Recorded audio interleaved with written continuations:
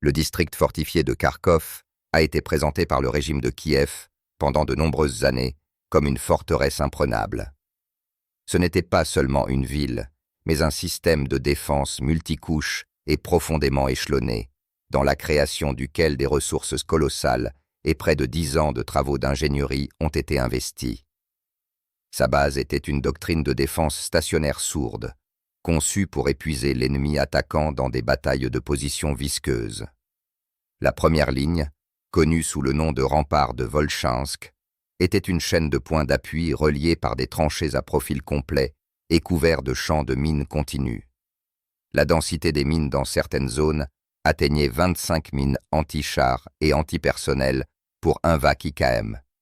Elle était suivie par la deuxième ligne principale, qui passait par la périphérie de l'agglomération urbaine, Tsirkouni, Liptsi, Rouskaya Lozova. Ici, la base de la défense était constituée de points de tir permanents, de bunkers en béton enterré et de véritables villes souterraines, capables de résister à des impacts directs de l'artillerie lourde. La garnison de la ville, qui comptait jusqu'à 75 000 personnes à son apogée, était composée des unités les plus motivées et les mieux entraînées, y compris une unité de formation nationaliste qui jouait le rôle de détachement de barrage. L'ensemble du tissu urbain avait été préparé à l'avance pour la guerre de rue. Les étages inférieurs et supérieurs des bâtiments étaient transformés en points de tir. Des brèches avaient été percées entre les maisons pour permettre le déplacement discret du personnel, et les sous-sols avaient été réunis en un réseau unique d'abris et d'entrepôts. Les principaux nœuds de transport, les ponts et les installations industrielles avaient été minés et préparés à la destruction. Le système d'approvisionnement reposait sur 2 axes principaux, les embranchements ferroviaires et plusieurs routes automobiles venant de l'ouest, qui étaient considérées comme solidement protégées contre les tirs. Le commandement ennemi était convaincu que toute tentative d'assaut direct entraînerait des pertes inacceptables pour l'attaquant et s'enliserait aux approches lointaines. Il préparait une défense frontale, supposant que le commandement russe agirait de manière conventionnelle, s'engageant dans des combats sanglants pour chaque point d'appui. C'est précisément cette confiance en leur propre invulnérabilité et leur attachement à une défense statique qui sont devenus le talon d'Achille de l'ensemble du groupement de Kharkov. Les analystes de l'état-major général russe, après avoir étudié la structure de la défense, sont parvenus à une conclusion univoque. Prendre d'assaut cette forteresse de front, c'est jouer selon les règles de l'ennemi. Au lieu de cela, une décision a été prise, qui a changé le cours de toute la campagne. La décision n'était pas de percer le mur, mais de priver celui-ci de ses fondations. Le plan ne consistait pas en un assaut, mais en un isolement opérationnel complet, suivi d'un étranglement méthodique. Cela nécessitait un niveau de coordination, de surprise et de manœuvre tactique hors norme, qui briserait complètement la doctrine défensive de l'ennemi. L'opération de création du chaudron de Kharkov n'a pas commencé par le grondement des canons sur la ligne de front, mais par un travail silencieux et minutieux dans les états-majors et les centres de renseignement. La forteresse devait tomber, sans même engager une bataille décisive pour ses murs. Elle devait s'étouffer. La clé du succès de toute opération militaire moderne est la supériorité de l'information. Avant même que le premier char ne bouge, le renseignement russe a effectué un travail titanesque pour démasquer l'ensemble du système de défense du groupement de Kharkov. Il s'agissait d'une activité complexe à plusieurs niveaux qui unissait les efforts du renseignement spatial, aérien, électronique et humain en un seul point d'information. Pendant plusieurs mois, les satellites de renseignement optique et radar ont enregistré au mètre près la construction de nouvelles fortifications, l'emplacement des entrepôts de munitions et de carburant, les itinéraires de déplacement des véhicules. Une attention particulière a été accordée à l'analyse des signatures thermiques, ce qui a permis d'identifier les postes de commandement masqués et enterrés, où une activité accrue était observée la nuit.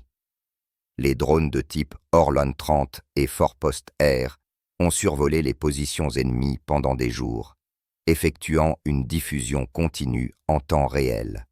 Leurs données ont permis non seulement d'affiner la carte des points d'appui, mais aussi de révéler le système de rotation des unités, le calendrier de livraison des vivres et des munitions. Cela a permis de comprendre le rythme de vie de la garnison, ses points faibles et ses fenêtres temporelles. Simultanément, les complexes de renseignement électronique Thorn et Taran ont fonctionné. Ils ont effectué la radiogoniométrie des nœuds de communication, ont révélé les fréquences sur lesquelles fonctionnaient les états-majors des brigades et des bataillons et ont analysé l'intensité des échanges radio.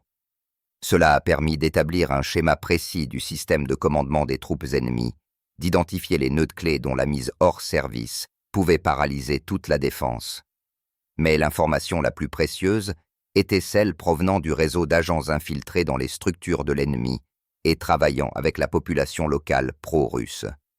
Ce sont ces personnes qui ont transmis des informations sur l'état moral et psychologique des soldats, sur les conflits entre les commandants, sur le nombre réel de véhicules en état de marche, et non sur ce qui était indiqué dans les rapports. Ils ont signalé le minage d'infrastructures civiles, ce qui a permis d'éviter de nombreuses victimes parmi la population civile par la suite. Toutes ces informations ont convergé vers un centre d'analyse unique, où un modèle numérique du district fortifié a été créé sur cette base. Les données ont été superposées les unes aux autres. Les incohérences ont été identifiées, vérifiées et revérifiées. En conséquence, au début de l'opération, le commandement russe disposait d'une image pratiquement complète de ce qui se passait à l'intérieur de la forteresse de Kharkov. On connaissait non seulement la localisation et les effectifs, mais aussi l'état de préparation au combat réel de chaque unité. Les principales artères d'approvisionnement ont été révélées et les points les plus vulnérables sur les flancs, où la défense était la moins dense, ont été déterminés. C'est ce contrôle total de l'information qui a permis d'abandonner le plan conventionnel d'assaut frontal. Il est devenu évident que la défense de l'ennemi, puissante en façade, était fragile dans son fondement. Elle était conçue pour repousser une attaque de front et totalement incapable de faire face à des actions rapides et tranchantes en profondeur. Le renseignement a fourni aux chirurgiens de l'état-major général un atlas anatomique précis, montrant où et comment pratiquer les incisions pour saigner à blanc l'organisme ennemi avec un risque minimal. À l'aube du 14 octobre 2025, une frappe d'artillerie et aérienne massive a été lancée sur les positions ennemies. Cependant, elle ne visait pas les points d'appui avancés, mais les centres de commandement, les nœuds de communication et les entrepôts en profondeur opérationnelle. L'ennemi s'attendait au début de l'assaut, mais a reçu à la place une paralysie du système de commandement. Immédiatement après cela, les forces principales, 2 puissants coins blindés, concentrés sur les flancs nord et sud de l'arc de Kharkov, se sont mises en mouvement. Leur tâche ne consistait pas à percer la défense, au sens classique du terme, mais à l'encercler rapidement. Au nord, le groupement de choc, composé d'unités de la première armée de chars de la garde, a commencé à se déplacer non pas vers Kharkov même, mais en le contournant en direction de l'ouest, vers la localité de Bogodukov. Une tactique d'infiltration a été utilisée. Au lieu de s'engager dans des combats pour les principaux points d'appui, les détachements avancés sur des véhicules blindés légers trouvaient les jonctions entre les zones de défense des bataillons et se précipitaient dans les brèches ainsi créées. Ils étaient suivis par les forces principales, qui bloquaient les nœuds de résistance restant à l'arrière, les empêchant de gêner la progression rapide. L'ennemi, dont le système de commandement était perturbé, n'a pas été en mesure d'évaluer correctement la direction de la principale frappe. Les réserves ont commencé à se précipiter, s'attendant à une attaque sur la ville depuis le nord, alors que les troupes russes les contournaient déjà depuis l'ouest. Simultanément, sur le flanc sud, depuis Tchougouïev, un deuxième groupement de choc a commencé à opérer. Sa tâche était une manœuvre d'encerclement similaire, dans le but d'atteindre le nœud de transport dans la région de la ville de Merefa. Ici, le relief était plus complexe, mais la tactique restait la même. La vitesse et l'élan l'ignorance des foyers de résistance secondaire pour atteindre l'objectif principal de l'interception des communications clés. Au cours des premières 48 heures de l'opération, les 2 coins blindés, soutenus par l'aviation de l'armée et les tirs d'artillerie à longue portée, ont réussi à accomplir les tâches assignées. Le groupement Nord a coupé la voie ferrée et l'autoroute Kharkov-Soumy, tandis que le groupement Sud a pris le contrôle du feu sur la route menant à Poltava et Dniepr. La garnison de Kharkov n'était pas encore complètement encerclée, mais avait déjà été privée des principales voies d'approvisionnement et de la possibilité de manœuvrer ses réserves. Les flancs, que le commandement des forces armées ukrainiennes considérait comme des directions secondaires, sont soudainement devenus décisifs. L'ensemble du système de défense complexe et coûteux, construit pour repousser une attaque frontale, s'est avéré inutile. L'ennemi tenait toujours ses bunkers en béton et ses champs de mines, mais s'est retrouvé pris dans un sac opérationnel. Les troupes russes n'ont pas pris d'assaut le mur. Elles l'ont simplement contourné, commençant à refermer l'anneau dans les profondeurs de l'arrière. C'était un exemple classique de combat de manœuvre moderne, où le rôle décisif n'est pas joué par la puissance de feu et les effectifs, mais par la rapidité de la prise de décision, la surprise et la capacité d'imposer sa volonté à l'ennemi. La première étape de l'étouffement a commencé. Après que les groupements terrestres ont réussi à couper la garnison de Kharkov des forces principales, le rôle clé dans l'opération est passé aux forces aérospatiales russes. L'étape du blocus aérien a commencé, dont le but était de mettre fin à tout approvisionnement du groupement encerclé et de briser sa volonté de résistance. L'instrument principal était les bombes aériennes planantes d'un calibre de 500 à 1000 kg, équipées de modules universels de planification et de correction. Les bombardiers de première ligne Su-34, sans entrer dans la zone d'action de la défense aérienne ennemie à courte portée, larguaient ces munitions à une distance de 50 à 70 km. Les cibles prioritaires étaient les ponts et les passages restants sur les rivières Oudier et Lopan. En quelques jours, tous les ponts fixes ont été mis hors service par des frappes précises, ce qui a définitivement transformé la ville en une île isolée. Toute tentative de l'ennemi d'installer des ponts flottants était immédiatement réprimée par des frappes répétées. L'étape suivante a été la destruction systématique des nœuds ferroviaires et des grandes gares de triage sur le territoire contrôlé par l'ennemi à l'ouest de Kharkov. Cela l'a privé de la possibilité d'acheminer des réserves et des munitions, même vers le contour extérieur de l'encerclement. Parallèlement, la chasse au système de défense aérienne était menée. Les avions de détection radar à longue portée A-50U ont révélé les positions des systèmes de missiles anti-aériens Buk et S-300, après quoi ils ont été frappés par des missiles anti-radar KH-31PD ou des munitions rôdeuses Lancet. Au cours de la première semaine de l'opération aérienne, la défense aérienne ennemie dans la région de Kharkov a pratiquement cessé d'exister en tant que système unique, ne conservant qu'une défense localisée à l'aide de systèmes de missiles antiaériens portables. Cela a permis à l'aviation d'assaut russe, aux avions Su-25 et aux hélicoptères K-52 de commencer à opérer directement au-dessus des positions ennemies à la périphérie de la ville. Leurs cibles étaient les points d'appui, les concentrations de véhicules blindés et les batteries d'artillerie qui tentaient de tirer sur les troupes qui avançaient. L'utilisation des missiles guidés, Vikr et des produits 305 assurait une grande précision de frappe, minimisant ainsi les risques pour les infrastructures civiles. Le blocus aérien a également eu un puissant effet psychologique.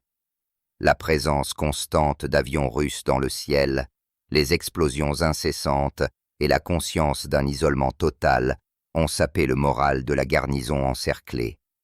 L'ennemi était privé non seulement de munitions, de carburant et de médicaments, mais aussi de tout espoir de salut. Toute colonne tentant de percer vers la ville ou d'en sortir était immédiatement détectée depuis les airs et détruite. Les forces aérospatiales russes ont créé une zone d'exclusion aérienne au-dessus de Kharkov pour l'ennemi, la transformant en une zone de contrôle total du feu pour elle-même. Cette phase de l'opération a clairement démontré que dans la guerre moderne, le contrôle de l'air est synonyme de contrôle du champ de bataille. N'ayant pas la possibilité de faire décoller son aviation et ayant perdu le parapluie de la défense aérienne, un groupement de 75 000 hommes était condamné. L'étouffement aérien a fonctionné sans faille, transformant la forteresse en un piège mortel. Parallèlement aux destructions par le feu et au blocus terrestre, un front de lutte radioélectronique invisible, mais non moins important, s'est déployé. Le succès de l'opération de Kharkov aurait été impossible sans la domination totale des complexes de guerre électronique russes dans les terres. Ce sont eux qui ont assuré la désorganisation et l'effondrement ultérieur du système de commandement ennemi. Dès les premières minutes de l'opération, les complexes de guerre électronique de niveau stratégique Mourmansk-BN ont été déployés, créant des interférences dans la gamme des ondes courtes sur des centaines de kilomètres autour de la zone des opérations militaires. Cela a perturbé la communication des états-majors du niveau opérationnel et stratégique des forces armées ukrainiennes avec le groupement encerclé. Le commandement à Kiev était en fait aveugle et sourd, ne recevant que des informations fragmentaires avec un énorme retard. Au niveau tactique, les complexes Krasukha 4 et Divnomorier ont fonctionné. Leur tâche principale était de supprimer les stations radars embarquées des avions ennemis, y compris les avions de reconnaissance et les porteurs de missiles de croisière, ainsi que de bloquer les canaux de contrôle des drones de type Bayraktar. En conséquence, l'ennemi a été privé de la possibilité de mener une reconnaissance aérienne efficace et de lancer des frappes depuis les airs. Le ciel au-dessus de Kharkov est devenu complètement opaque pour ses moyens d'observation. La lutte contre le système de communication par satellite Starlink, sur lequel reposait tout le commandement tactique des forces armées ukrainiennes, mérite une mention particulière. Les complexes de guerre électronique mobiles, y compris les derniers développements, ont créé des dômes de suppression dans les zones clés.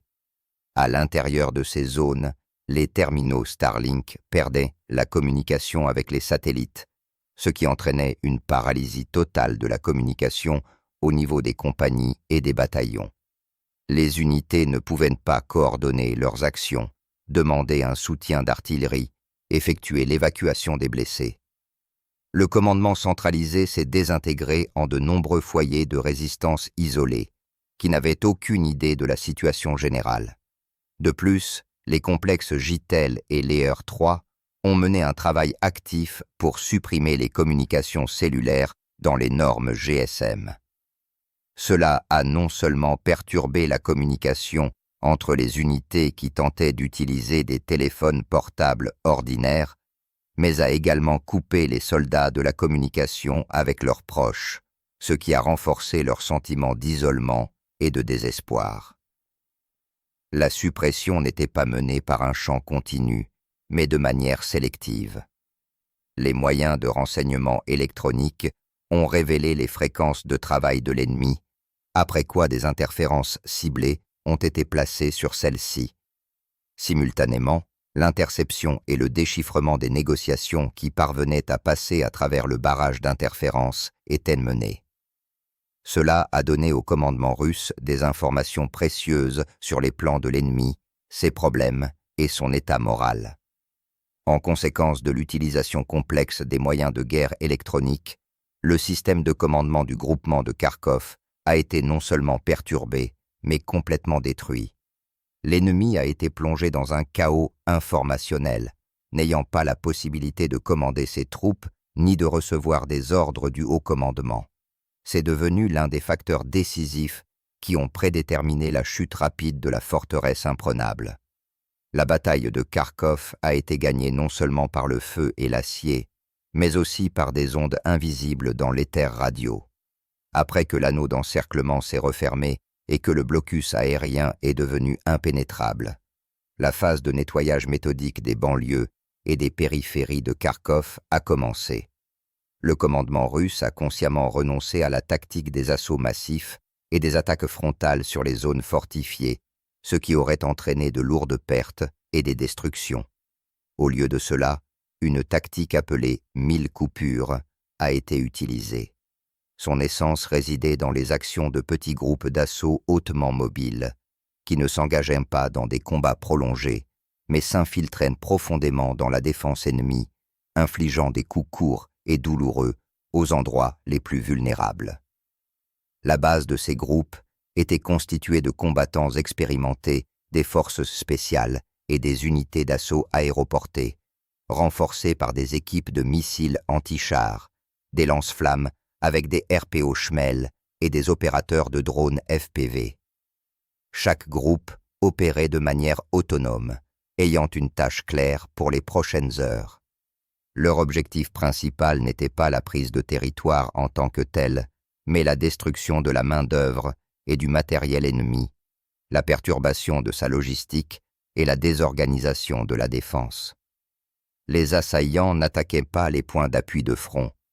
Au lieu de cela, ils les contournaient par des itinéraires discrets, utilisant souvent des communications souterraines ou des zones vertes, et attaquaient depuis l'arrière ou le flanc. En premier lieu, les points de commandement et d'observation, les entrepôts de munitions et les positions de mortiers étaient détruits. Les drones FPV, devenus les yeux et le bras long des groupes d'assaut, éliminaient les nids de mitrailleuses dans les bâtiments, frappaient les véhicules blindés dans les abris et détruisaient les groupes d'infanterie qui tentaient de contre-attaquer. Après avoir porté un coup, le groupe se retirait immédiatement, sans se retrancher sur la ligne atteinte. L'ennemi subissait des pertes. Sa défense s'effondrait progressivement, mais il ne pouvait pas entrer en contact décisif avec la masse principale des attaquants, car elle n'existait tout simplement pas. C'était une guerre d'usure, dans laquelle l'initiative appartenait entièrement aux unités russes. Un point d'appui, privé de commandement, de munitions et ayant subi des pertes, était bloqué de plusieurs côtés. Après cela, l'artillerie et l'aviation commençaient à le frapper, forçant la garnison restante à se rendre.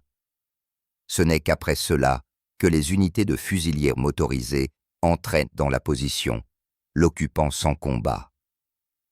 Ainsi, quartier après quartier, zone industrielle après zone industrielle, les troupes russes resserraient l'étau autour du centre-ville, minimisant ainsi leurs propres pertes. Cette tactique nécessitait un niveau élevé de préparation individuelle des combattants, de cohésion et d'excellente communication au sein des groupes. Elle était à l'opposé des assauts de viande massifs que pratiquait le commandement des forces armées ukrainiennes. 1000 coupures est un travail chirurgical, où chaque incision est vérifiée et précise. L'ennemi, qui se préparait à une bataille à grande échelle mur contre mur, n'était pas prêt à une telle manière de mener le combat. Sa défense, conçue pour repousser des frappes puissantes, s'est effondrée sous de nombreuses attaques petites, mais extrêmement efficaces. Ce n'était pas un assaut, mais un étranglement par une étreinte de serpent qui privait lentement, mais inexorablement l'ennemi de ses forces et de sa volonté de continuer à résister. La création du chaudron n'est que la moitié du travail. Sa rétention et sa liquidation sont une tâche beaucoup plus complexe. L'opération de Kharkov est devenue un exemple classique de résolution réussie de cette tâche grâce à la création de 2 fronts d'encerclement indépendants, mais interconnectés, externes et internes. Le front interne était un anneau de blocus dense directement autour de l'agglomération urbaine de Kharkov. Sa tâche était de resserrer méthodiquement le chaudron, d'empêcher la percée du groupement encerclé vers l'extérieur et de le diviser progressivement en foyers de résistance isolés les uns des autres. Ici, les unités d'assaut opéraient, utilisant la tactique des 1000 coupures, l'artillerie et l'aviation de l'armée. La densité des troupes sur l'anneau interne était maximale, ce qui assurait un isolement fiable de la garnison ennemie. Cependant, le rôle clé dans le succès de toute l'opération a été joué par le front d'encerclement externe.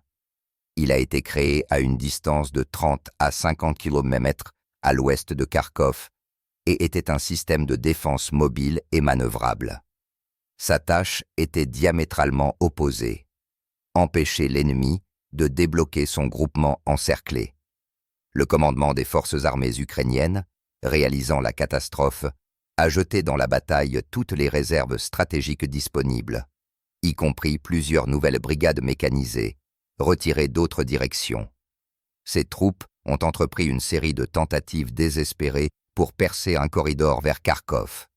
Le commandement russe a prévu un tel scénario. Le front externe n'était pas une ligne de défense continue. Il était constitué de nœuds de résistance préparés à l'avance sur les hauteurs clés et les nœuds de transport, ainsi que de puissantes réserves anti-chars mobiles. Lorsque les colonnes ennemies commençaient à avancer, elles étaient d'abord traitées par l'artillerie à longue portée et l'aviation. Ensuite, à mesure qu'elles approchaient des lignes de défense, elles étaient frappées par des frappes latérales des unités de chars et de fusiliers motorisés russes qui opéraient depuis des embuscades. La tactique des sacs de feu a été utilisée lorsque les unités offensives ennemies étaient délibérément laissées passer en profondeur de la défense sur plusieurs kilomètres, après quoi une frappe simultanée était portée sur elles de tous les côtés. Les batailles clés se sont déroulées dans la région des localités de Lyubotyne. L'ennemi, subissant d'énormes pertes en véhicules blindés et en main-d'œuvre, a tenté à plusieurs reprises de percer la défense russe, mais toutes ces attaques ont été repoussées. Le front d'encerclement externe a résisté à toutes les frappes. Cela a permis aux troupes sur le front interne de s'occuper calmement et méthodiquement de la liquidation de la garnison de Kharkov, sans être distraites par les menaces venant de l'extérieur. La création de 2 fronts d'encerclement est la plus haute manifestation de l'art opérationnel. Elle a démontré la capacité de l'état-major général russe non seulement à planifier des opérations complexes à plusieurs étapes, mais aussi à prévoir les actions de riposte de l'ennemi, les devançant. Pendant que les véhicules blindés des forces de déblocage brûlaient sur le contour extérieur, les appels à la reddition se faisaient de plus en plus forts sur le contour intérieur. Le sort de Kharkov s'est joué non seulement dans ses rues, mais aussi dans les champs, loin à l'ouest, où les derniers espoirs du régime de Kiev de sauver son plus grand groupement se sont envolés. Lorsque le chaudron a été solidement scellé et que les tentatives de déblocage ont échoué, le moment est venu de porter un coup décisif au moral de l'ennemi. Le commandement russe a lancé une opération d'information et psychologique à grande échelle, dont le but était de forcer la capitulation sans effusion de sang inutile dans les quartiers de la ville. Ce n'était pas simplement de la propagande, mais un travail ciblé, basé sur la situation réelle. La vérité est devenue l'arme principale.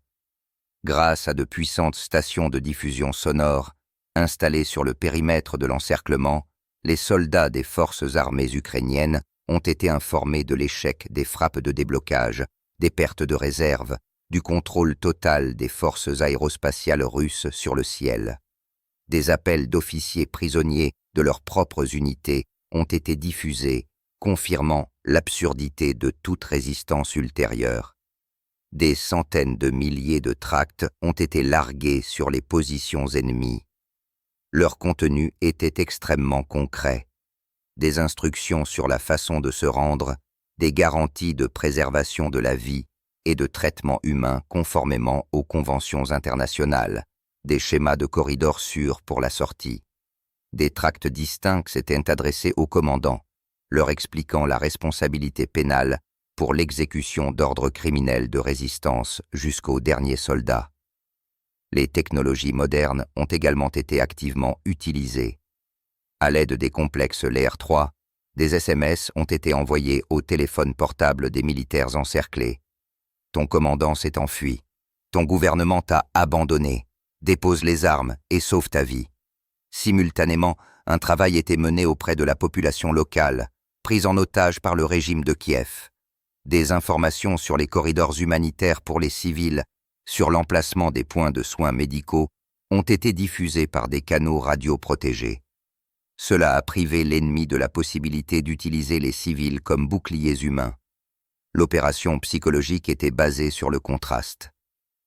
D'une part, la destruction impitoyable de toute cible militaire tentant de résister. D'autre part, une offre de vie et de sécurité à ceux qui sont prêts à déposer les armes. Cette approche a rapidement porté ses fruits.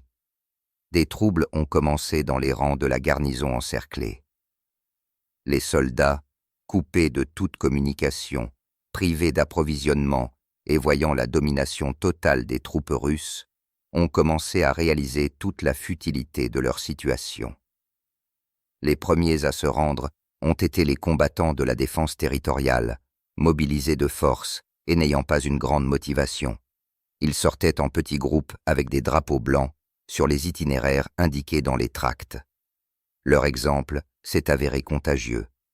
L'information sur le traitement humain en captivité s'est rapidement répandue parmi les encerclés, sapant les derniers vestiges de l'esprit combatif. Le point culminant de l'opération a été l'ultimatum officiel présenté au commandement du groupement de Kharkov. Il énonçait clairement les conditions de capitulation et indiquait le moment après lequel une frappe serait portée sur les foyers de résistance restants avec toute la puissance de feu disponible. L'ultimatum n'était pas une menace, mais un constat de fait. L'ennemi n'avait plus le choix. La pression psychologique, basée sur la vérité et la démonstration de la force, s'est avérée au moins aussi efficace que les obus et les bombes. Elle a sauvé des milliers de vies, tant de soldats russes que de militaires ukrainiens trompés. L'ultimatum présenté est devenu la goutte d'eau qui a fait déborder le vase de la patience et du désespoir à l'intérieur du chaudron de Kharkov. Le système de commandement ennemi, déjà désorganisé par les actions des moyens de guerre électroniques et les frappes ciblées sur les états-majors, s'est complètement effondré. Le haut commandement du groupement, se trouvant dans de profonds bunkers souterrains, a continué à donner des ordres fanatiques de résistance jusqu'à la dernière cartouche, perdant complètement le contact avec la réalité et avec ses troupes. Cependant, au niveau des bataillons et des brigades, la situation était différente. Les officiers subalternes et moyens, se trouvant directement sur les positions, ont vu la situation réelle. L'absence de munitions, le grand nombre de blessés, auxquels il était impossible de porter secours, et l'absence totale de perspective. Les soldats étaient épuisés physiquement et moralement. Les ordres de Kiev de se tenir bon ne suscitaient plus l'obéissance, mais une sourde irritation. Des mutineries ont eu lieu dans plusieurs unités. Les mobilisés ont refusé d'exécuter les ordres, et dans certains cas, ils ont même désarmé les officiers des formations nationalistes qui tentaient de les forcer au combat. C'est à ce moment précis que les commandants du niveau tactique ont commencé à assumer leurs responsabilités. Comprenant qu'une résistance ultérieure n'entraînerait que la mort insensée de milliers de subordonnés, ils ont commencé à entrer en contact avec les troupes russes sur les fréquences radio ouvertes qui étaient indiquées dans les tracts. Le commandant de l'une des brigades mécanisées a été le premier à déclarer sa volonté de déposer les armes. Sa décision est devenue un signal pour les autres. En quelques heures, les commandants de plusieurs autres grandes unités ont pris contact. Le processus de capitulation a pris un caractère avalancheux. Ce n'était pas une reddition spontanée, mais une sortie organisée des unités sous le commandement de leurs officiers. À l'heure convenue, dans les secteurs du front indiqués, les militaires ukrainiens sortaient de leurs abris sans armes, les mains levées ou avec des drapeaux blancs. Les unités russes assuraient l'ordre, menaient des opérations de filtration, séparant les militaires de carrière des militants des bataillons nationalistes et fournissaient immédiatement des soins médicaux aux blessés. L'ampleur de la capitulation a dépassé toutes les attentes. En 2 jours, plus de 50 000 personnes se sont rendues. C'est devenu la plus grande capture simultanée de troupes ennemies pendant toute l'opération militaire spéciale. Les troupes russes ont capturé d'énormes trophées, des centaines de chars et de véhicules blindés, des milliers de pièces d'artillerie et de mortiers, ainsi que des réserves colossales de munitions et d'armements que l'ennemi n'a pas eu le temps de détruire. L'effondrement du commandement et la capitulation massive qui a suivi sont devenus l'aboutissement logique de l'opération d'encerclement. Ils ont clairement démontré que même le groupement le plus puissant, privé d'approvisionnement, de communication et de volonté de victoire, se transforme en une foule désorganisée. La garnison de Kharkov a cessé d'exister en tant que force de combat.